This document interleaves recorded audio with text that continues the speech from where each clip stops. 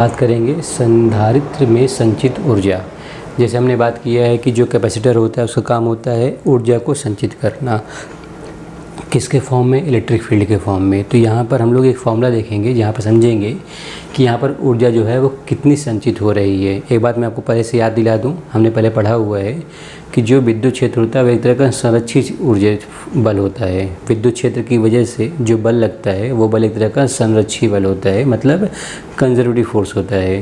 ये जो संरक्षित बल होता है इसका मतलब ये होता है कि अगर इस बल के उपयोग से कोई कार्य किया जाता है तो वो कार्य स्थितिज ऊर्जा के रूप में संचित होता है। यहाँ पर जो भी कार्य किया जाएगा वो सभी कार्य कौन से बल की सहायता से किया जाएगा, विद्युत क्षेत्र।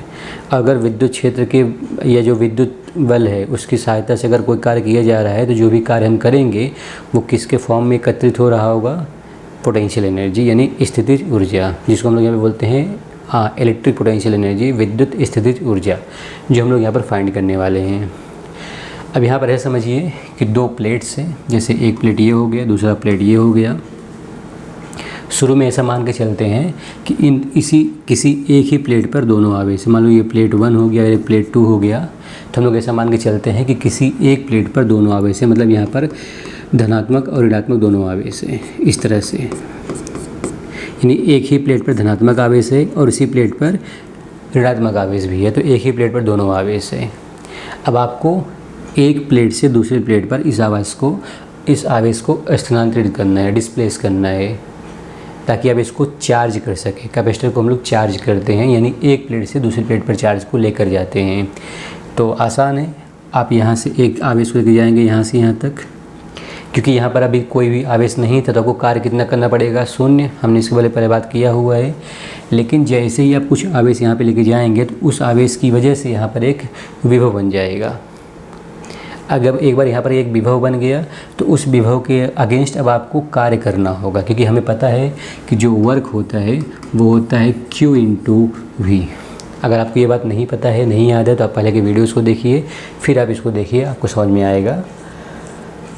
अब जैसे मान लीजिए कि हमने यहाँ से एक छोटा सा आवेश लिया जिसको लिखा गया डेल्टा Q डैश, जैसा आप यहाँ देख सकते हैं delta Q dash.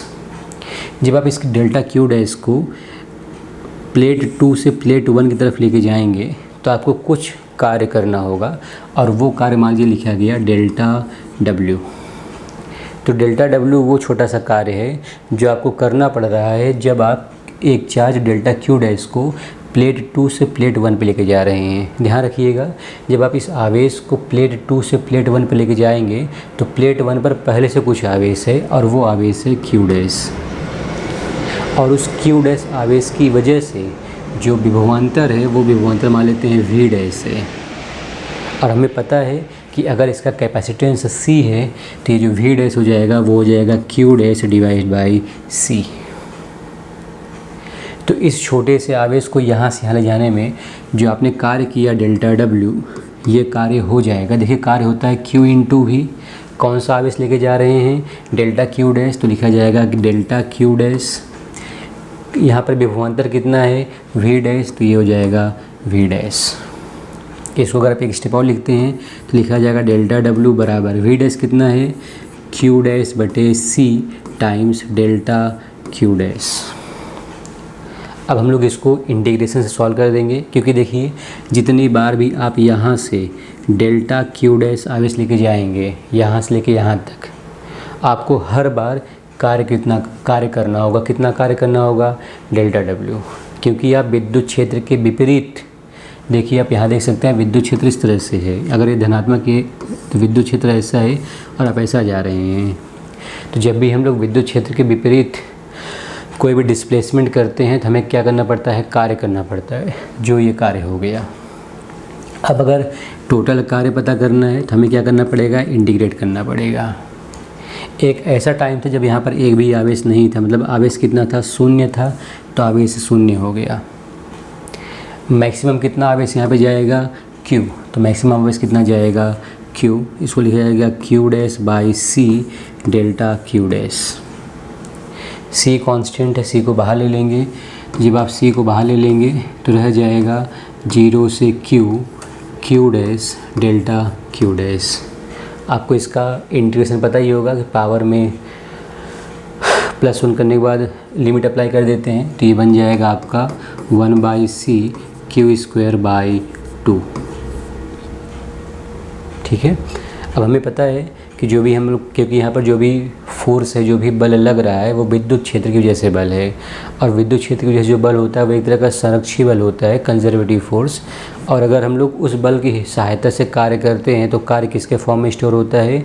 Potential energy. यानी जो ये कार्य होगा इसको हम लोग लिख सकते हैं संचित ऊर्जा U बराबर 1/2q²/c। अब देखिए, अगर आप यहाँ पर Q का मान CV रखते हैं यहाँ पर, तो ये हो जाएगा U बराबर हाफ, Q का मान अगर आप CV लिखते हैं तो c²v²/c, c कैंसिल हो गया, c कैंसिल हो गया तो क्या रह जाएगा? Half CV²। ठीक उसी तरह से अगर आप C का मान Q/v रखते हैं तो आपका ये आंसर आ जाएगा हाफ QV। तो ये आपके ऊपर, जैसा आप वहाँ पर वैल्यूज़ को पुट करेंगे वैसा ये बन जाता है। अब देखिए, ये हो गया संचित ऊर्जा। अब इसी में एक छोटा सा टॉपिक होता है जिसको हम बोलते हैं ऊर्जा घनत्व। इसका मतलब अगर आप छोटा सा एक वॉल्यूम लेते हैं तो उस छोटे से वॉल्यूम में, उस छोटे से आयतन में कितना ऊर्जा संचित हुआ है उसका मान, जिसको बोलते हैं ऊर्जा घनत्व। तो अगर मुझे ऊर्जा घनत्व निकालना है तो उसके लिए मैं क्या करूँगा? लिखूँगा U बराबर, देखिएगा ध्यान से, हाफ q²/c। हमें पता है कि जो सिग्मा होता है घनत्व, पृष्ठीय घनत्व, ये होता है Q/A। तो इसको हम लोग लिख सकते हैं यहाँ से कि जो Q हो जाएगा वो हो जाएगा सिग्मा इंटू A।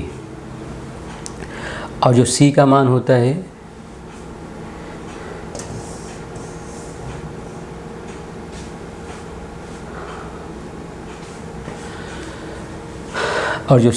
होता है वो होता है ε0A/d। तो इन दोनों को यहाँ पर पुट कर देंगे तो लिखा जाएगा देयरफॉर U इक्वल टू, इसको मैं यहाँ से लिख रहा हूँ, तो ये हो जाएगा U इक्वल टू 1/2, जहाँ पर Q है वहाँ पर ये वैल्यू आ जाएगा सिग्मा A, तो ये हो जाएगा σ²A²/, जहाँ पर C है वहाँ लिखेंगे ε0A/d, तो ये हो जाएगा ε0A/d। ठीक है।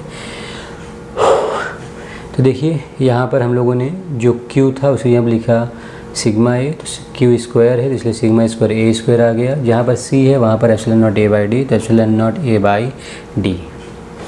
जैसा आप देख सकते हैं यहाँ से A कैंसिल हो गया तो यहाँ पर रह जाएगा हाफ σ²A/d/ε0। अब ये जो U है यहाँ पर देखिए, जो A और D है, A और D इसको यहाँ लिखेंगे तो इसको लिखा जाएगा U/AD = हाफ σ²/ε0। हम लोग क्या करते हैं, यहाँ पर एप्सिलॉन से मल्टीप्लाई और डिवाइड कर देते हैं। तो σ/ε0 इलेक्ट्रिक फील्ड होता है, और A मतलब एरिया हो गया, D मतलब डिस्टेंस हो गया। तो एरिया और डिस्टेंस मिलकर क्या बन जाता है? वॉल्यूम बन जाता है। तो ये हो जाएगा U/V = हाफ, ये हो गया इलेक्ट्रिक फील्ड यानी E²ε0। और ये जो U/V है इसी को हम लोग बोलते हैं स्मॉल u, जिसको बोला जाता है ऊर्जा घनत्व, एनर्जी डेंसिटी। तो एनर्जी डेंसिटी का जो फॉर्मूला बनता है वो फॉर्मूला बनता है हाफ ε0 E²।